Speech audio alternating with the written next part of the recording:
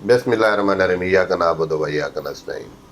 दोस्तों, मौलाना फजलुर रहमान साहब की समझ नहीं आती कि इसने ये बयान क्यों दिया है। अगर इसका साबका रिकॉर्ड उठाकर देखा जाए तो ये तो आलूओं की तरह हर किसी के साथ मिक्स रहता है। अब ये समझ नहीं आ रही कि इसको किसने इतनी इजाज़त, बड़ी इजाज़त दी कि आप ये अल्फाज बोले। और जाकर कल से मैं सोशल मीडिया पर 3 दिन से बड़ा एक बुझाल आया हुआ है, कोई समझ नहीं आती कि हो क्या रहा है। बहरहाल मुझे तो ये कोई प्लानिंग ही लगती है। अब आगे देखें कि क्या होता है। कल मैं देख रहा था सोशल मीडिया पर एक पोस्ट लगी हुई थी कि पहली मरतबा मौलाना पर जो है ना FIR हो गई है। खैर मुझे इस चीज़ की अभी तक कोई कंफर्म बात नहीं है, मुझे कोई कंफर्म नहीं हुआ कि वाकई FIR हुई है या नहीं हुई।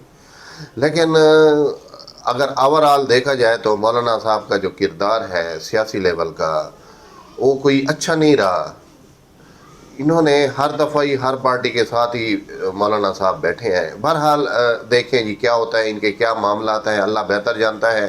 बहरहाल हमारा जो मुल्क है वो बिल्कुल तबाही के दाने पे पहुंचा हुआ है, तबाह हो चुका है। हमारा कश्मीर जल रहा है, हमारा क्वेटा जल रहा है, हमारे अंदर गुर्बत, पाकिस्तानी गुर्बत की चक्की में पीस रहे हैं, लेकिन कोई उनका पुरसाने हाल नहीं है। अफसोस, सद अफसोस, हमारा अपना मुल्क हमसे संभाला नहीं जा रहा और हम साल सी बार कराने चले जाते हैं। कल मैंने एक ईरानी वज़ीर ख़ारजा का बयान देखा। वो ये कह रहा था कि भाई जो सुलह कराने वाले थे वो असल में अमरीकी पिट्ठू थे। उसने सोशल मीडिया पर नहीं, उसने इंटरनेशनल मीडिया पर ये बात बोली है। बहरहाल अल्लाह खैर करे, अल्लाह हमारे लिए आसानी फरमाए, अल्लाह हमारे मुल्क के लिए आसानियाँ फरमाए। आमीन सुम्मा आमीन।